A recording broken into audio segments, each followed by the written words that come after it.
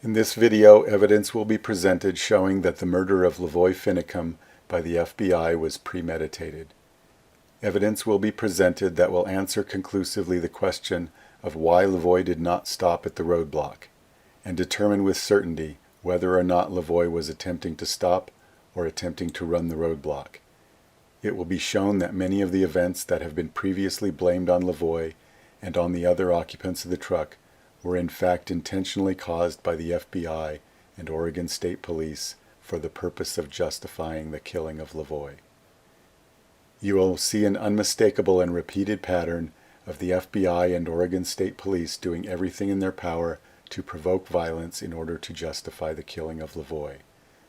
This was an elaborately staged, premeditated murder by the FBI in which every detail was planned out.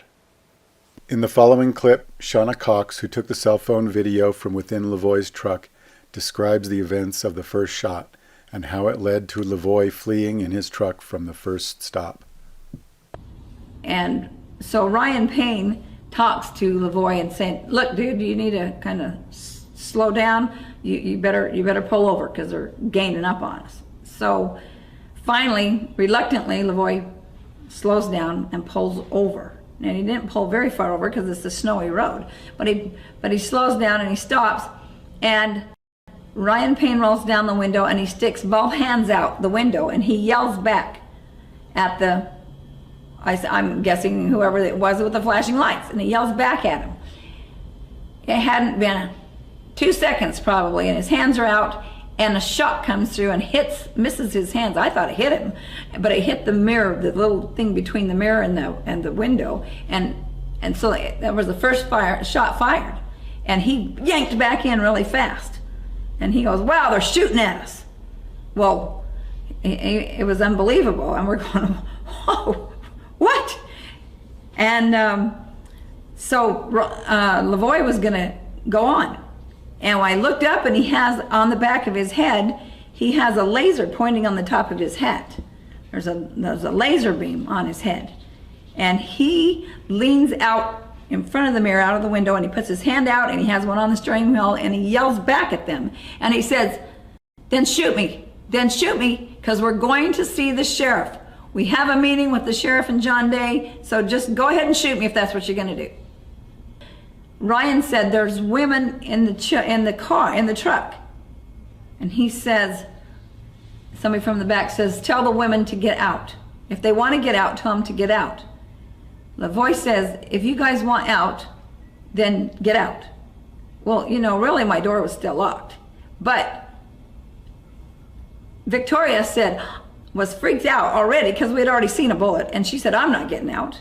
When my mother instinct kicks in, and I said, I'm not leaving her. So I guess we're here. And we slunk down and he took off. So he put his hands out the window because he was trying to talk to them. He's like, if he wanted the guy to just, he's like, I don't know if it's worth it. He's like, so he put his hands out the window and he said, we have women in the car, at least let the women get out. And he stuck his head out and they shot at him, but they missed him, or he ducked just in time. So they didn't hit him, and then they're like, oh, they mean business. They're going to shoot us. And so Ryan decided to get out of the car and try to go talk to them. The officers fired at Ryan Payne when Ryan Payne was attempting to talk with them. They said that they fired in order to get the occupants of the truck to comply. An unprovoked shot will not get people to comply. Victoria's response of wanting to stay in the truck is a natural response.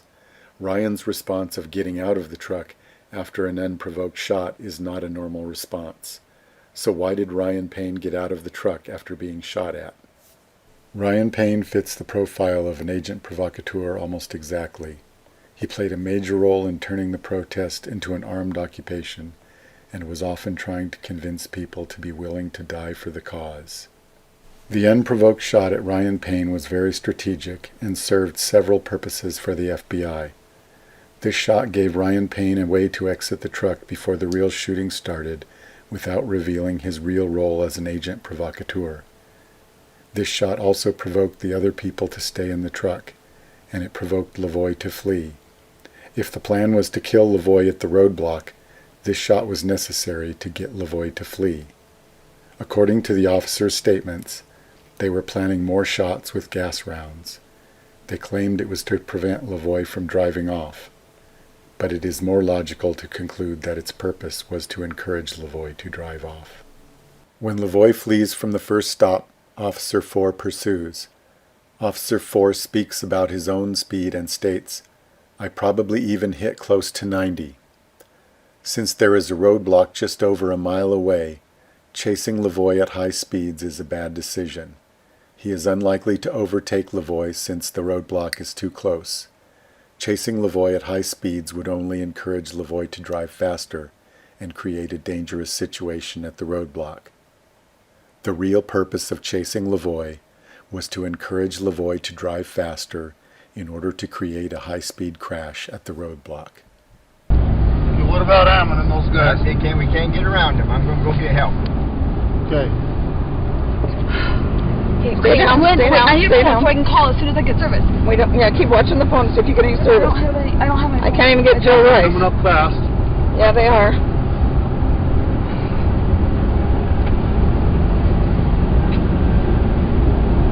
Okay, I don't know about numbers. Well, I got numbers, but I can't call because we have no service. Okay. No, mobile network not available. Do you have numbers for people here in town? The video has been stopped at the point where LaVoy's brake lights come on. As LaVoy's truck approaches the roadblock, 3 shots will be fired at his truck. Yeah, but... Hang on! Okay, they're shooting. Hang on! Okay, we're here. This is the map view of the roadblock. LaVoy approached from the south. The roadblock was first visible here. It was first recognizable as a roadblock here. LaVoy began braking here. The roadblock was positioned here. Notice that the roadblock is positioned on the curve, making it dangerous. However, there is a straight stretch of road just beyond the roadblock. The FBI could have positioned the roadblock further down this straight stretch of road for a safer roadblock, but they chose the more dangerous location. This shows the 2 views of the road from the position of the roadblock. The photo on the left shows the view looking south in the direction that LaVoy approached. The photo on the right shows the view beyond the roadblock looking north. You can see that the southern approach to the roadblock is a dangerous blind curve, while the northern view shows a very visible straight stretch of road. This shows that there were safe positions for the roadblock that were easily available, but the FBI chose the dangerous position. It is not only the blind curve that makes this roadblock dangerous. This is the nearest speed limit sign before the curve, which shows a speed limit of 65 miles per hour. Many other blind curves in the area have a speed limit of 40 miles per hour. This is not only a blind curve, but the speed limit is higher. The curve has a significant downhill slope as it approaches the roadblock. This graph is from Google Earth, and it shows the elevation profile of the approach to the roadblock. The roadblock is first visible here. The roadblock is positioned here. Just after the roadblock is visible, the slope of the hill is more than a 10% downhill grade, according to Google Earth. In addition, just before the roadblock becomes visible, the slope changes suddenly from nearly flat to a steep downhill slope. These factors greatly increase the risk of a crash as a result of the position of this roadblock. This picture is a composite view of LaVoy's approach to the roadblock. This is the point where the roadblock first became visible. This is the point where LaVoy began applying his brakes. Looking backward from when LaVoy applied his brakes, if we assume a normal reaction time of 1 second, this is the point where LaVoy first recognized the roadblock. If we assume a reasonable but slower reaction time of 2.5 seconds, this is where LaVoy first recognized the roadblock. This is the position where the first shot was taken, this is the position where the second shot was taken, and this is the third shot position. This position is where the roadblock is first visible according to the major incident team. They seem to think that LaVoy had plenty of time to see the roadblock. In a few seconds I will show you a recreation of the view from near this point.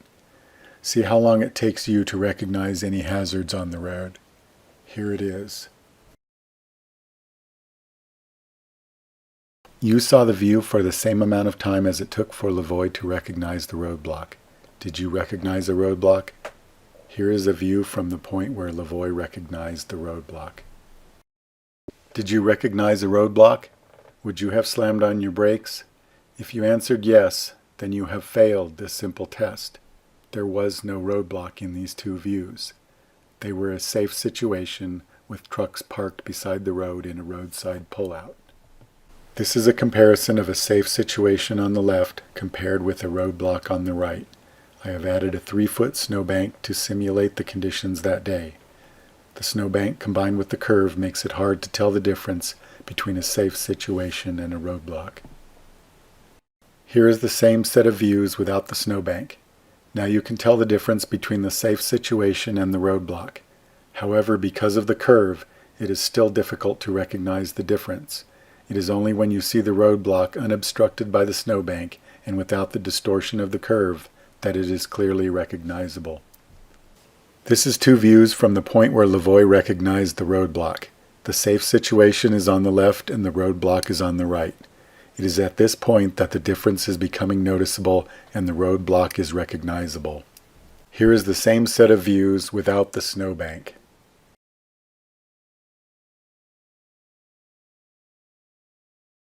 Now we will look at the Oregon Department of Transportation Highway Design Manual. To determine when LaVoy should have been able to recognize the roadblock, we need to understand the stopping sight distance.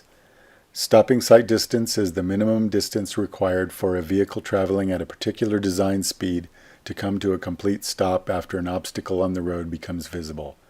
Stopping sight distance is normally sufficient to allow an alert and prudent driver to come to a hurried stop under normal circumstances. Stopping sight distance is measured from the driver's eye to an object 2 feet above the roadway surface.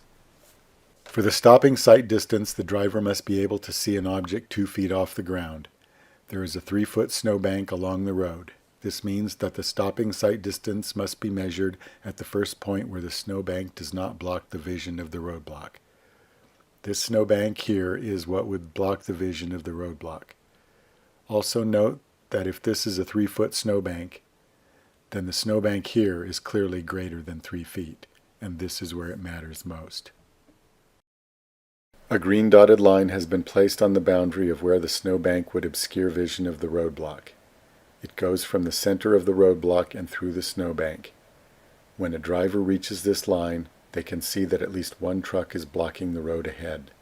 I am calling this the point where the roadblock is recognizable, and this is the point where the stopping sight distance should be measured.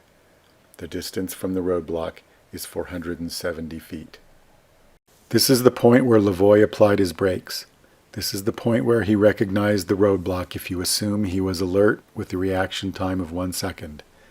This is the point where he recognized the roadblock if you assume he was less alert with a reaction time of 2.5 seconds. Anywhere in between these is a reasonable reaction time. The point where the roadblock is recognizable falls within this range. This means that the point where LaVoy recognized the roadblock was within the expected range for a normal driver. This also means that LaVoy began braking at the expected time for a normal driver. According to the Highway Design Manual, the stopping sight distance for 65 miles per hour is 645 feet. Since this is greater than the 470 feet measured, this means that the roadblock does not meet the recommended design specs from the Highway Design Manual.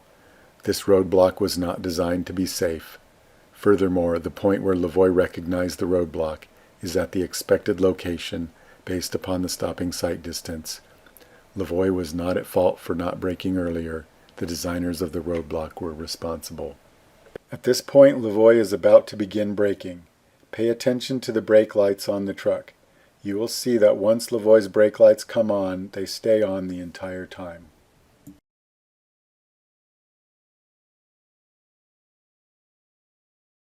Now I will answer the following questions. Why did LaVoy fail to stop at the roadblock? Was LaVoy attempting to stop, or was LaVoy attempting to run the roadblock? In order to answer these questions, a detailed computer analysis of the speed of LaVoy's truck was created. This was done using an image tracking program that was created for this type of analysis. By using a computer cross-correlation tracking method, the motion of LaVoy's truck was tracked relative to the video image. Multiple objects on the ground were also tracked to get the motion of the ground relative to the video image. By combining these two measurements, the motion of LaVoy's truck relative to the ground was calculated. The result is a graph of the speed of LaVoy's truck calculated at an interval of 1/30th of a second. This is the speed graph that resulted from this analysis. It is a graph of speed in miles per hour as a function of time in seconds. This is the point at which LaVoy's brake lights first came on. This is the point at which LaVoy's truck first entered the snow. The steep slope of the graph here is due to the truck quickly stopping in the snow. This point here is near where LaVoy first recognized the roadblock. At this point it appears that LaVoy took his foot off of the gas. This delay of about 1 second between where LaVoy recognized the roadblock and where he first began applying his brakes is consistent with the normal reaction time of an alert driver. The part of the graph that we are most concerned with is after LaVoy first applied the brakes and before he entered the snow. Initially, this downward slope indicates that LaVoy began braking. However, at this point, he paused his braking. At this point, the downward slope of the graph indicates that he began braking again. At this point, LaVoy paused his braking again before entering the snow. I have superimposed my interpretation of the graph, showing in yellow the times when LaVoy was braking, and in blue the times when LaVoy paused his braking. At first, LaVoy brakes for about 1 second and then pauses. The second braking is minimal. The third braking event is the strongest. LaVoy is braking the hardest at this point. The unusual feature is that after each braking event, there is a pause with no detectable braking. Since the brake lights remain on the entire time, we know that LaVoy is still braking, but during the pauses, there is no substantial deceleration. This graph is very unusual. Why would LaVoy brake and then pause his braking multiple times within the span of about 3 seconds? Was LaVoy indecisive on whether to brake or not, or was something interfering with his ability to brake? Now we will look at this first braking event more closely. If LaVoy had continued braking at this rate, he would have been able to stop in 407 feet. The typical emergency stopping distance for 70 miles per hour is listed as 375 feet for dry pavement and 686 feet for wet pavement. Although there is visible water on the road in several locations, LaVoy is stopping at a rate more consistent with dry pavement. The slope of the braking event is consistent with the minimum stopping distance if the coefficient of friction is 0.46. This is within the expected parameters of a normal driver making an emergency stop. This line represents a vehicle stopping at the minimum stopping distance assuming a coefficient of friction of 0.5. This would be a reasonable graph for dry pavement. This line represents a vehicle stopping at the minimum stopping distance assuming a coefficient of friction of 0.4. This would be a reasonable graph for wet pavement.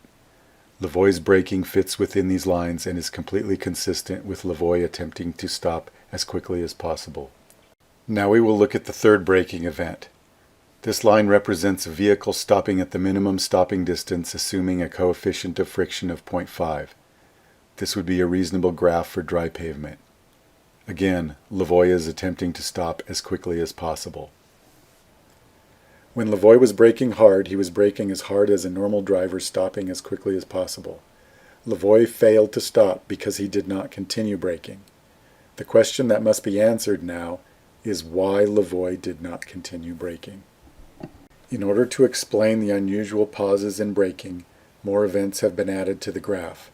Here the timing of shots as heard on the video from the truck cab have been added. Now it is clear why LaVoy paused his braking. The first shot was fired after LaVoy had been braking hard for about 1 second. After each shot fired at LaVoy, there is a pause in braking.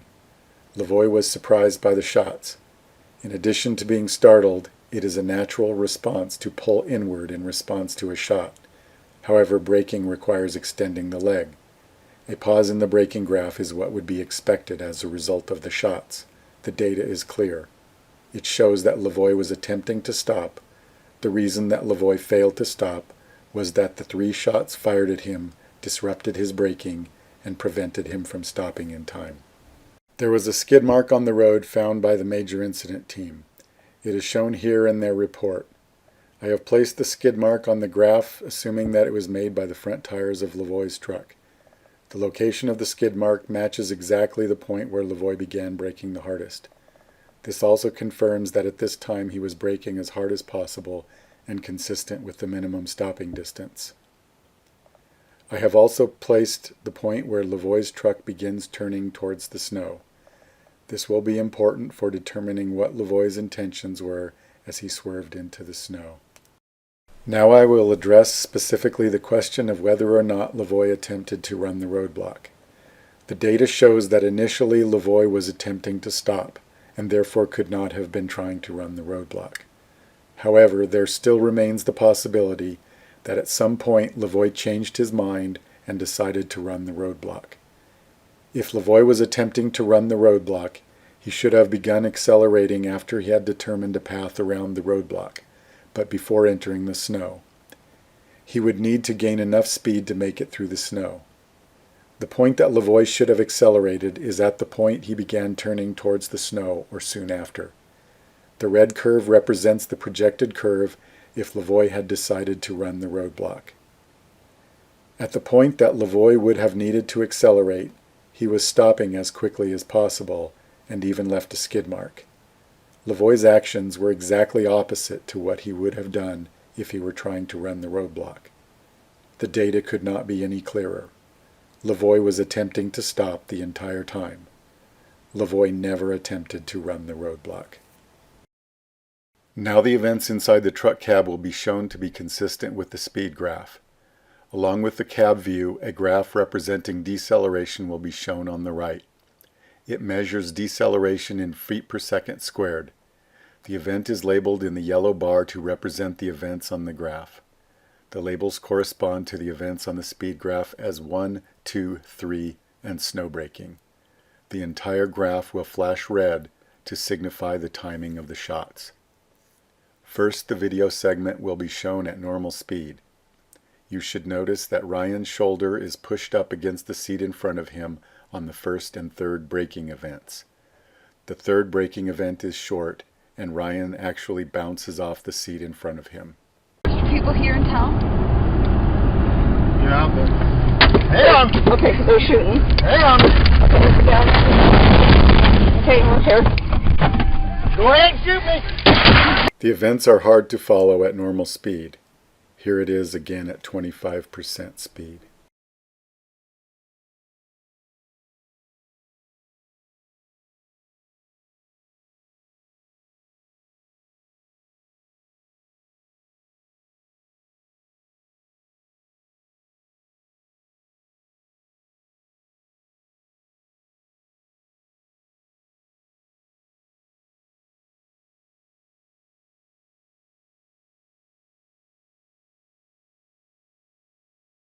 Now it will be shown at 10% normal speed.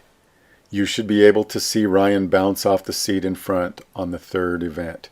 You might also notice that after the first shot, Ryan begins to duck at the same time that LaVoy pauses his braking, showing that LaVoy pausing his braking is a normal response to the shot, as is ducking.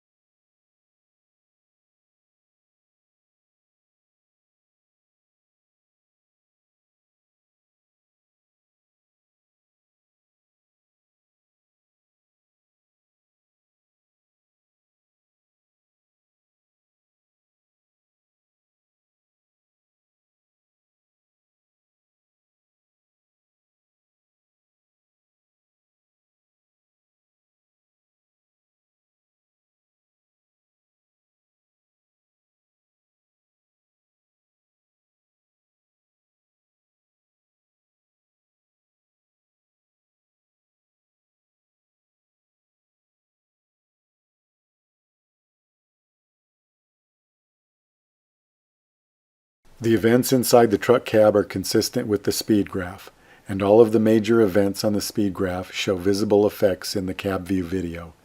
This is verification that the speed graph and its interpretation are correct. The officer's stated intent of stopping the vehicle by shooting at it is impossible in this situation.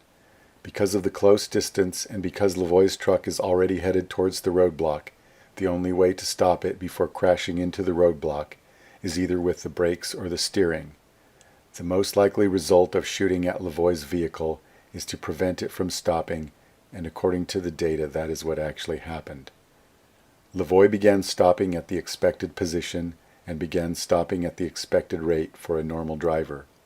The fact that LaVoy failed to stop was primarily due to the dangerous placement of the roadblock and shooting at LaVoy as he attempted to stop. Now we will look at the 2 shots fired at LaVoy as he exits the truck.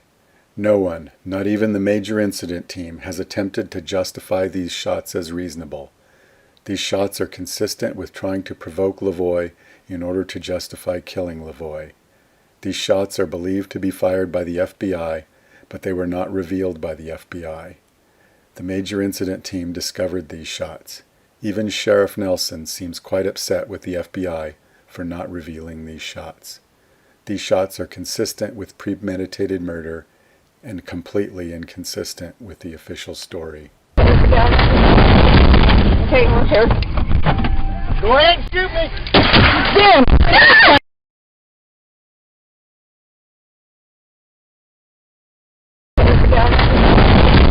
Okay, we're here. Go ahead and shoot me. Jim!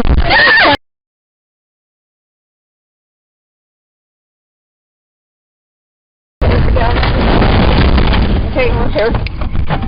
Go ahead and shoot me. Jim! This FBI agent is kneeling in the snow and is armed with foam bullets. As soon as LaVoy becomes visible to him, he will fire a foam bullet hitting LaVoy in the left side of his chest. The FBI agent will immediately run away. The purpose of this shot is to cause LaVoy to reach for the wound, which will appear on the video as if he is reaching for a gun. This will be the final justification for killing LaVoy. Stay down, stay down, stay down. LaVoy has now lowered his arms in response to being shot with a foam bullet, and the FBI agent runs away because it is important that this shot is not discovered. This shot by itself is enough to prove premeditated murder. I have devoted an entire video to this shot and the evidence for it. For the purpose of this video, I will assume this shot is established as fact. This shot was not revealed by the FBI or the major incident team. Here is the foam bullet shot again at a slower speed.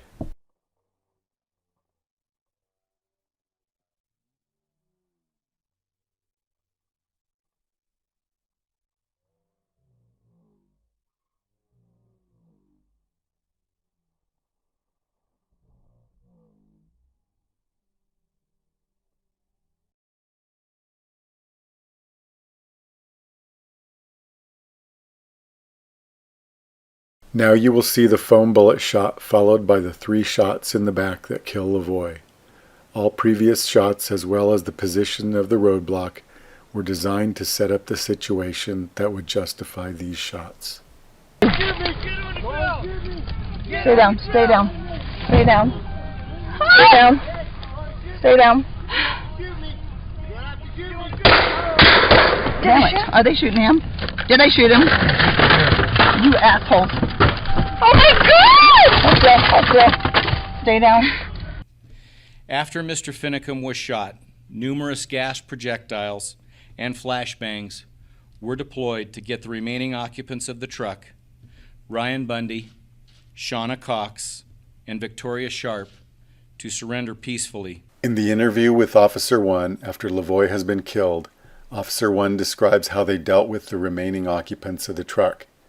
He states that they were attempting to get the rest of the people in the vehicle to comply and take them into custody. Further down, he describes multiple diversions to try to distract the people that were in the vehicle and try to get them to comply with the verbal commands that I was hearing being yelled. Later, Officer 1 states, "I knew the multi-launcher would have orange tips, meaning that they would contain OCCS chemical agents in them, and that they were going to deploy those rounds into the truck as minutes had lapsed and the occupants in the truck were not complying with commands. They were not exiting the truck within a reasonable amount of time whatsoever. There was no reason they couldn't have exited the truck and complied with the commands. Gas was deployed into the truck. There was still a period of time where they were not coming out. In the interview with Officer 4, Officer 4 states, after Finicum went down, shortly after that, there's some flashbangs going off around the area. Near Finicum's truck, there was really no response from anybody inside or anything like that. Later, Officer 4 states, some chemical agent starts getting introduced in the vehicle. It seems like it had no effect. Then some more got introduced in the vehicle. A little bit later on, more kind of rapid, a succession. And later he states, so it didn't really seem like it had a real big effect on occupants left inside. In the interview with Officer 7, when asked about the effect of the chemical rounds fired in the truck, Officer 7 stated, I don't know what effect it had initially on the people inside. The intent was just to introduce that powder into the cab and try and get them to come out. Later, he states, I recall the general commands I kept hearing were, let me see your hands, step out of the vehicle. But I can't tell you who was saying it or what. It was being yelled by multiple people all around me. Here is a summary of the statements made by the 3 officers. Next, you will see the video from inside the cab during the time after LaVoy was killed. You should try to answer the following questions as you watch this. What are the commands that are given? Why are the occupants of the truck not responding? Why are the occupants of the truck not obeying commands? Stay down. Stay down. Stay down. Damn it. Are they shooting him? Did they shoot him? You assholes. Oh my God! Hold still. Hold still. Stay down. Is he dead? Don't get out. I'm EMT! I'm EMT! Stop it. Are you hit? No, I'm EMT! No, hold on. Don't do anything. No shooting. Don't do anything. Keep the door shut. Where the hell is LaVoy? Is he on the I can't see. No! Shut up. Stay down, Ryan. Oh, God! Ryan, stay down. Stay down. Oh, shit. Keep down. Did they kill him? I think they did, and they're shooting over here on this door. I got hit too. Okay, hold still. Where did you get hit? No, it didn't. Hold still. Ryan, where did you get hit? Hold still. I'm not bleeding.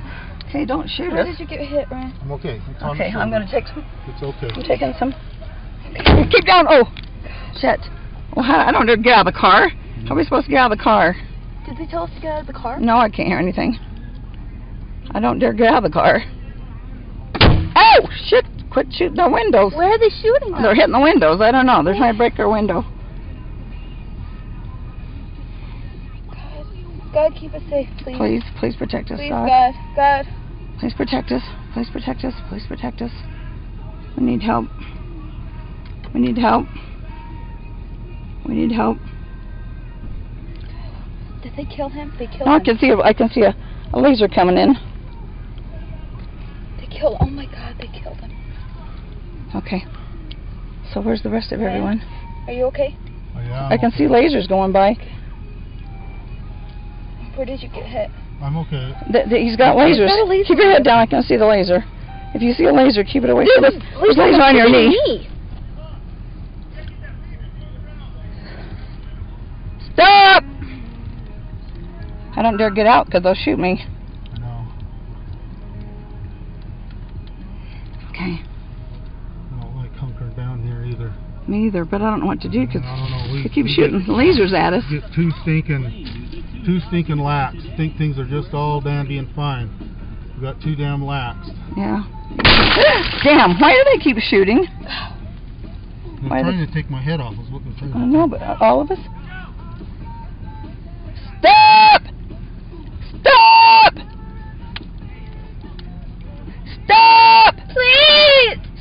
Yes. That's ridiculous. Because you're stupid. They're going to kill all of us? Father, please. Those were gas rounds. Yeah, they are. They're going over your nose, but... Do we get out? Do we get out? No, don't get out.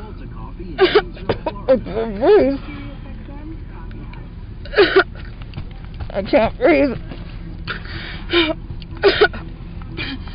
Okay.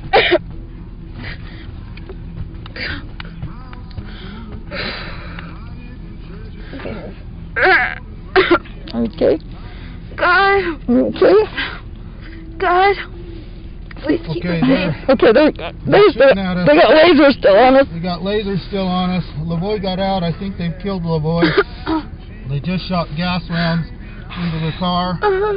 We're hunkered down in here trying not to be shot. He's shooting at the window. He's shooting at the window. Shooting more gas rounds. The gas is getting pretty thick in here. You had something to do. God, please. Anyway. You didn't get out. I don't know. Get out. Will they shoot me? Yeah, they'll shoot you. I'm gonna get out. If I get... Anyway. Can we put a white flag out? Yeah, I would put a flag out. Let's put a flag out. Do you have a white flag? Yep. I'm not sure what they got. What you got? There's a laser shooting right over here around this. Okay. The gas dissipates. He's trying to break this window. He's trying to break the window in out. Okay. Does anybody have anything white? Does he have a wiper on? I can't get my shirt off. He's a laser trying to shoot this window. He's got this window open here. Speak to people. Anyway, they ambushed us on the way to John Day. And now they're shooting into our vehicle. And we're hunkered down. We do not have phone service at this location. I surrender! Can we just surrender? Okay, open the left door. Let's get out. Okay! That's you, Ryan. I don't know if you can get out. You get out first. Let her in first. Let her out first. You go first. You go first. Please don't shoot me! Good. Go. Okay, I get out. Okay, get out. Okay! No, he'll shoot Ryan first. He'll shoot you first, Ryan. Hands up. Hands up. The boy's dead. Sit. According to the video, no commands were given until after the last gas round was fired. The occupants of the truck made numerous attempts to communicate. These attempts to communicate were either ignored or suppressed with gunfire. When the first command was given, the occupants of the truck immediately responded and immediately complied. All OC rounds were used before the first command was given. Every single shot fired at the occupants of the truck is consistent with the FBI attempting to escalate the situation and provoke violence in a way that can later be blamed on the occupants of the truck. In fact, the 3 officers have been caught trying to blame the occupants of the truck for actions that the FBI and Oregon State Police created. When Victoria wanted to get out of the truck to help LaVoy, this would have been a perfect opportunity for the officers to end the situation peacefully. Victoria wanted to help LaVoy. She wanted out of the truck and she tried to communicate. The response to the door opening was 2 immediate shots. No one from the FBI attempted to start a dialogue with Victoria. The 2 shots send a message. The message is, if you try to get out of the truck, the FBI will kill you. And do not attempt to communicate with the FBI. I can't Is he dead? Don't get out. EMT! Stop it. Are you hit? No, EMT! No, hold on. Don't do anything. They're shooting. Don't do anything. The door's shut. This next video segment demonstrates the FBI's attitude very well, and what their intent is. Shauna's and Victoria's attempt to communicate is met with a barrage of gunfire. The obvious message from the FBI is that they do not want any attempts to communicate, and that they are trying to convince the remaining occupants of the truck that they will all be killed. Stop! Stop!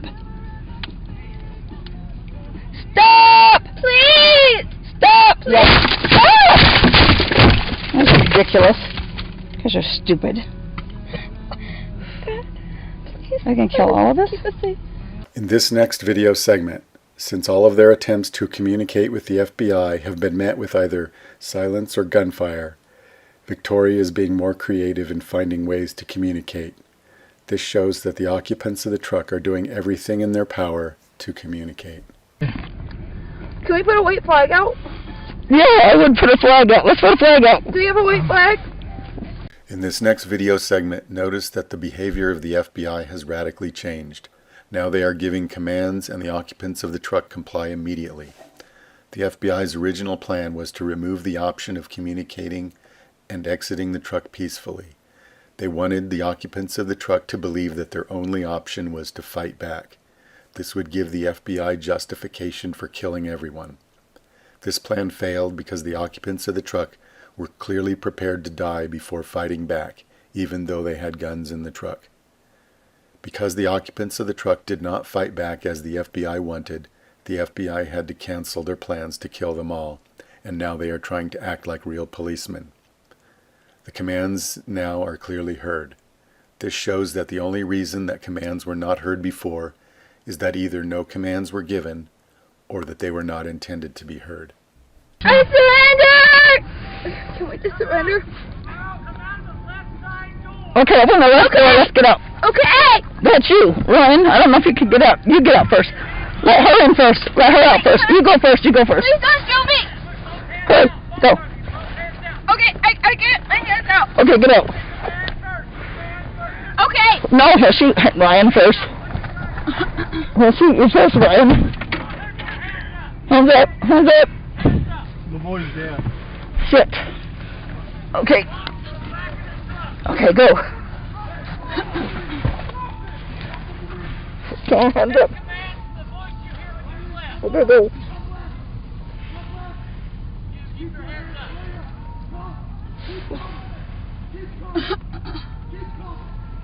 There is an important pattern of escalating the violence that is seen in nearly every action made by the FBI and Oregon State Police.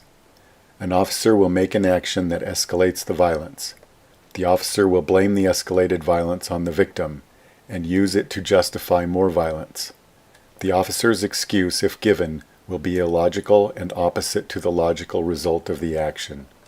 A specific sub-pattern of the previous pattern also occurs frequently, where the officer shoots at those who try to comply with the FBI. When a person tries to comply with commands, an officer shoots at them, preventing them from complying. The officer then uses the failure to comply with commands to justify more violence. Here is the justification for the shot at Ryan Payne at the first stop. The Oregon State Police fired one less lethal OC round at the truck to gain compliance. The occupants of the truck did not comply because of the shot, and LaVoy fled because of the shot. Here is the justification for the 3 shots at LaVoy as he was stopping at the roadblock. An Oregon State Police trooper who was standing at the roadblock fired 3 shots into the truck in an attempt to stop it. LaVoy was stopping before he was shot at. LaVoy was unable to stop because of the 3 shots. Here is the justification for 5 minutes of shooting at the remaining occupants of the truck.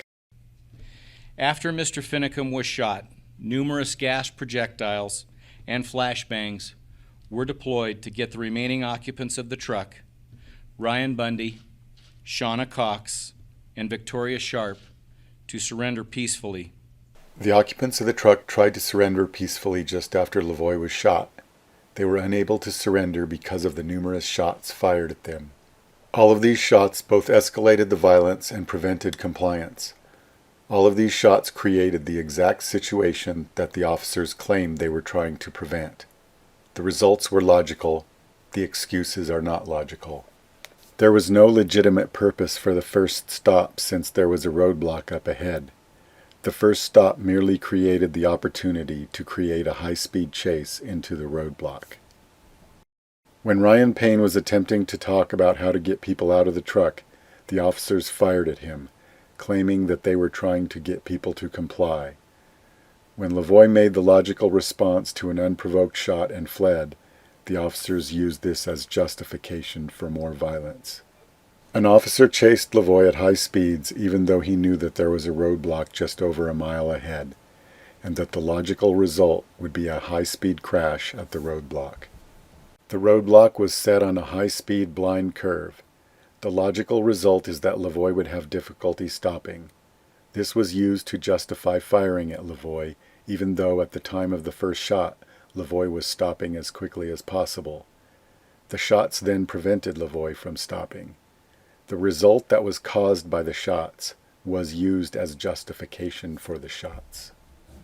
The FBI tried to hide the 2 shots fired at LaVoy when his hands were clearly up and he was exiting the truck. The FBI tried to hide the foam bullet shot that caused LaVoy to reach for the wound. Its purpose was to justify the kill shots. When LaVoy reached for the wound from the foam bullet shot, 3 shots were fired, killing LaVoy. The justification was the reach, which was caused by the earlier foam bullet shot. When Victoria tried to exit the truck peacefully, the officers immediately fired at her, forcing her to stay in the truck, and then used the fact that no one exited the truck to justify more shooting. When Shauna and Victoria tried to communicate with the FBI, 6 shots were immediately fired at them, ending their communication attempt. The officers then claimed that there was no response from the occupants of the truck and used this to justify more shooting. The officers did not give any commands that could be heard for over 5 minutes, and then claimed that they fired on the truck occupants because no one responded to commands. Notice that this pattern of making actions that escalate the violence and using the result as justification for more violence has been shown for every single shot fired, both lethal and non-lethal bullets. This pattern has also been shown for every single major decision made, especially the positioning of the roadblock. When taken in context, every single one of these actions is inconsistent with the official story, and every single one of these actions is consistent with premeditated murder by the FBI. Now we will take a more detailed look at the pattern of shooting to prevent compliance. When someone attempts to comply with the FBI, an officer will shoot at that person, preventing them from complying. The officer then uses the failure to comply to justify more violence. In the following table, all significant attempts at compliance by LaVoy or the other occupants of the truck will be listed up until the final commands for the remaining occupants to exit the truck. When Ryan Payne attempted to talk with the FBI, 1 immediate shot was fired at him. When LaVoy attempted to stop at the roadblock, 3 shots were fired, preventing LaVoy from stopping. When LaVoy exited the truck with his hands up, 2 immediate shots were fired at LaVoy. When LaVoy continued to keep his hands up, a foam bullet was fired, striking LaVoy in the chest, causing him to reach for the wound. When Victoria attempted to communicate with the FBI and to exit the truck peacefully, 2 immediate shots were fired, forcing Victoria to stay in the truck. When Shauna and Victoria attempted to communicate with the FBI, 6 immediate shots were fired, ending their attempt to communicate. Every time that someone attempted to comply with the FBI, the response was immediate shots fired at the person attempting to comply. Each time that the shots prevented compliance, the failure to comply was then used to justify more violence. Not only did every action by the FBI escalate the violence, but they shot at every person who attempted to reduce the violence. This behavior is consistent with premeditated murder. In conclusion, LaVoy was encouraged to flee the first stop by the FBI shooting at Ryan Payne, and more shots were planned if LaVoy had not fled. The roadblock was placed in the most dangerous place available, with the expected result of causing a high-speed crash. The position of the roadblock by itself is enough to prove premeditated murder. LaVoy attempted to stop at the roadblock, and he began stopping at a reasonable position and at a reasonable rate. The reason that LaVoy failed to stop was the dangerous placement of the roadblock and the 3 shots fired at him as he approached the roadblock. LaVoy did not attempt to run the roadblock. LaVoy did not reach for a gun. He reached for a wound from a foam bullet shot that was not revealed by the FBI. All of the major decisions made by the FBI fit the pattern of escalating the violence. All of the shots fired, both lethal bullets and non-lethal bullets, fit the pattern of escalating the violence. With the exception of the final surrender, all attempts at compliance by LaVoy or the other occupants of the truck were met with a response of shots fired at the person attempting to comply. The evidence is clear and the conclusion is certain. The murder of LaVoy Finicum by the FBI was premeditated.